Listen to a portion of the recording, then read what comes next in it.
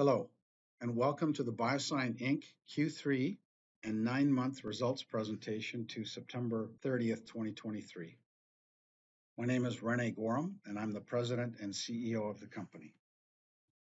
I want to bring your attention to the disclaimer on forward-looking statements. Of course, you can pause this video and read the detail. So we'll start the presentation by taking a look at sales on a by brand and segment basis for the quarter.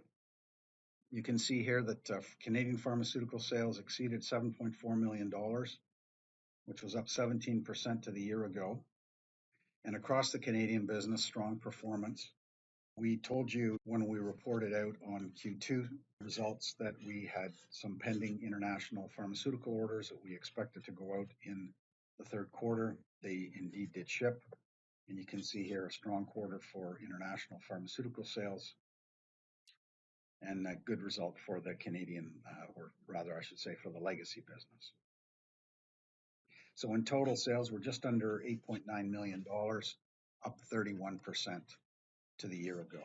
Through 9 months, you can see strong performance again in the Canadian pharmaceutical business.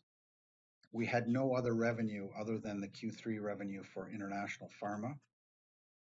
So the same number there. And we've had some softness in our legacy business, and that is all really driven by inventory carry-in to some of our Canadian distributors. So inventory that they had carried into the year, but essentially doesn't become visible to us until they start shipping, and it affected their ordering on a YTD basis. So how does that all roll through to revenue, EBITDA, and net income after tax? So as I said, for the quarter, corporate sales were 31% ahead of the year ago. Our EBITDA was up 49%, reaching $2.9 million. And our net income after tax was just under $2.4 million, up 62%. You may be wondering why there's such a delta between EBITDA and net income in this case. We have a strong balance sheet with cash, which we do invest in short-term and mid-term deposit instruments. And of course, we have to deduct that from our EBITDA calculation. For the quarter itself, our EBITDA margin was strong, certainly against a strong year ago of 29%. We were 33% EBITDA margin. The net income after tax margin also strong at 27%, up significantly from the year ago. Looking at the results on a 9-month basis, Canadian pharma strong, the international pharmaceutical business strong, leading to a 14% growth, just over $23 million through 9 months. We had a slower start in profitability to the year, and you can see this in EBITDA growth on a YTD basis of 7%. So we've made up for the slow start, and we have been investing in launch products. I will be speaking about that in a couple of moments. So despite the significant investment, more investment in selling and marketing expenses that we've been applying against the business, good, strong profit performance. Net income after tax of over $5 million, up 18% to the year ago. And our YTD net margin equals the year ago margin, where we were relatively not investing quite as much as we have been this year in launch products. On a per share basis, we earned 20 cents fully diluted in the quarter. That was our best performance ever, I believe. I don't think we ever got much above 15 cents you see here in Q4 of 2021. Historically, on a trailing 12 months at 50 cents versus 49 cents in the year ago. So this was our 53rd consecutive profitable quarter. We came profitable at the second quarter of 2010 and have been profitable since then. So this chart just illustrates to you kind of what 13 years of profitability look like. We started to earn a profit in 2010. We had bottom of the slide in the bottom left corner, you can see 14.33 million shares outstanding, fully diluted. We essentially had two products. We had our legacy business and we had Ferromax. And now you can see a portfolio that's growing that we think is going to be a growth driver going into the future, into several years into the future, and a fully diluted share count of just under 12.2 million shares. So we have a couple of highlights for the quarter I want to draw your attention to. So we announced Gelclair, a new product for oncology supportive care, and we announced promotion of that commencing in July. We launched Inofolic, a new women's health product for polycystic ovary syndrome. I've got more comments on both Gelclair and Inofolic in a couple of slides. We paid our fourth consecutive quarterly dividend, and we continued buying back shares, 80,000 of them in the third quarter. Subsequent to the end of the quarter, we launched menopauseinformation.ca. So this is a platform to share key information and content to help Canadian women navigate perimenopause and menopause. It's a really important time, key phase in the life of a woman. And with the assistance of healthcare professionals, we've put information that they can use to better educate themselves on menopause and prepare themselves for a meaningful discussion with their healthcare professional. We are just about to start shipping Gelclair, so stay tuned for that information. That'll happen in the fourth quarter. And of course, we've declared our fifth quarterly dividend to be paid in December. A key growth driver for us has been the Ferromax brand. It's been the #1 recommended oral iron supplement by both pharmacists and physicians across Canada now for 8 years running. We don't see that changing based on the feedback that we're getting from our customers. It's become a very trusted brand in the Canadian marketplace, both by the healthcare professionals that I just referenced, but also consumers. Iron is consumed more than 80% by women in Canada. That's 80% of iron that is sold in Canada is consumed by women. So we have a kind of a trusted position with both the healthcare professionals and the consumers of Ferromax.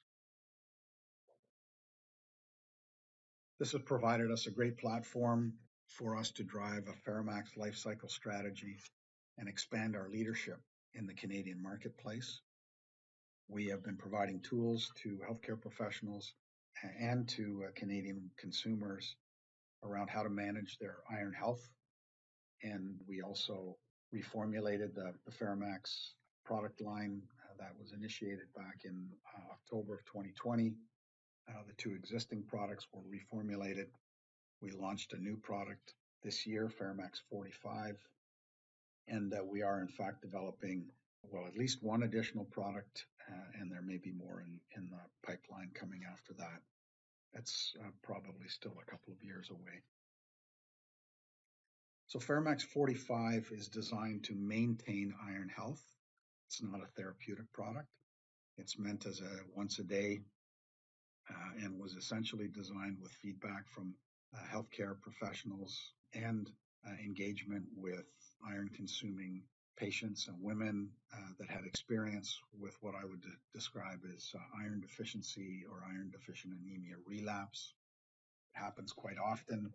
Women that are diagnosed as iron deficient are typically not diagnosed as such for the first time.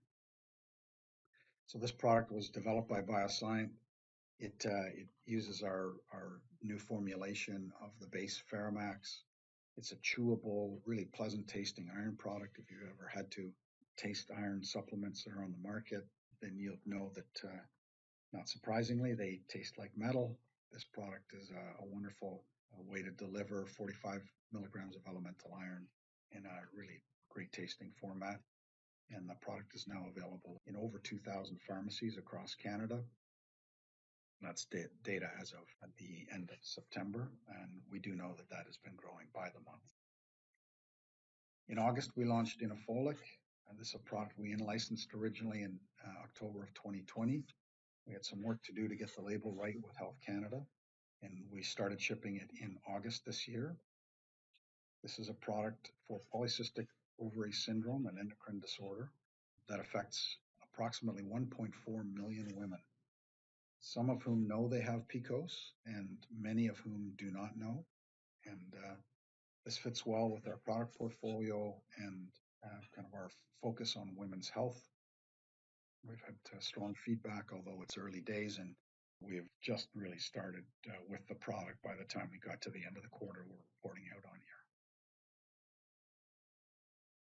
Also new this year is Gelclair, an oncology supportive care product for relief of oral mucositis. So think of mouth sores and mouth ulcers that are caused by radiation and chemotherapy treatments for various types of cancer.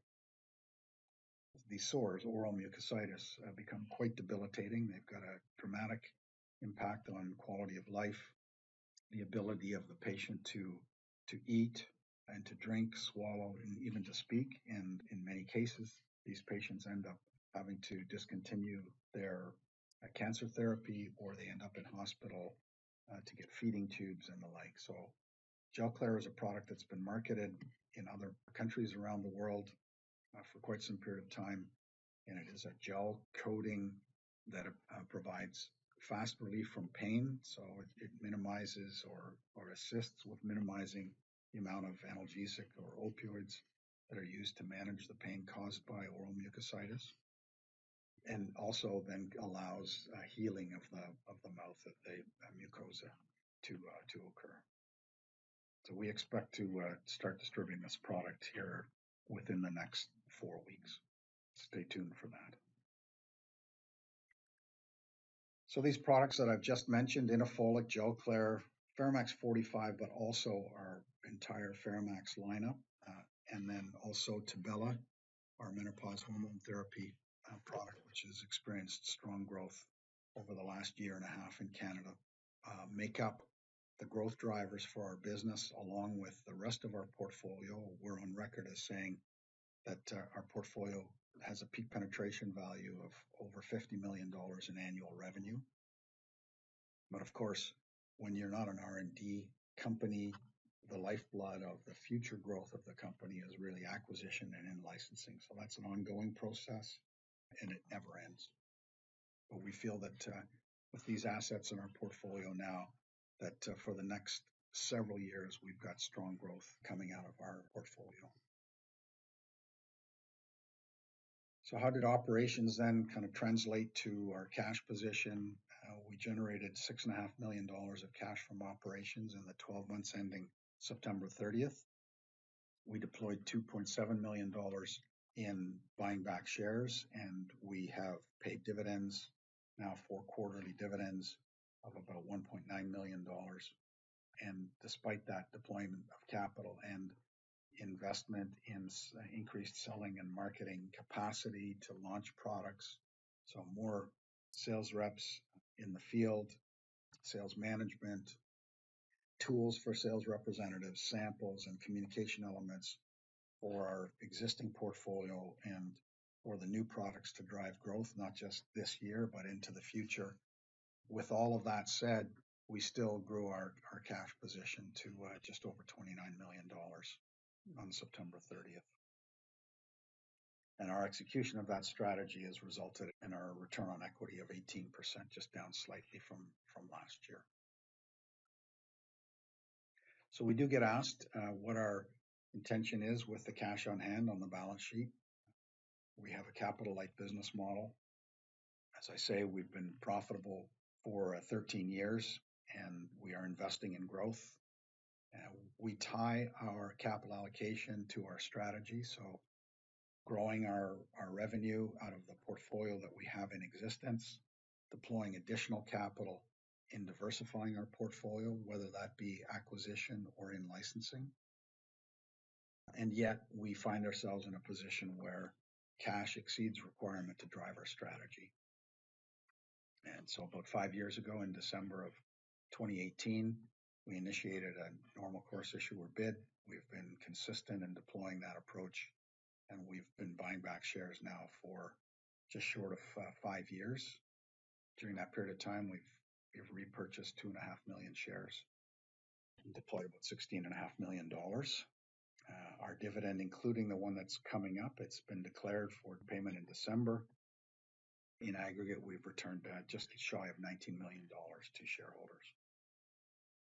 And our buyback program has increased our earnings on a per share basis by 21% since we started in 2018. I'd like to finish on this slide just to point out that we have made some changes several years ago in terms of equity incentive compensation for leaders and managers in our business. And we haven't issued any new share options, I believe, in about 4.5 years. And we switched to an RSU program, and you might think, well, RSUs could be dilutive. And what we're doing is using our strong balance sheet to buy back shares and hold them in trust.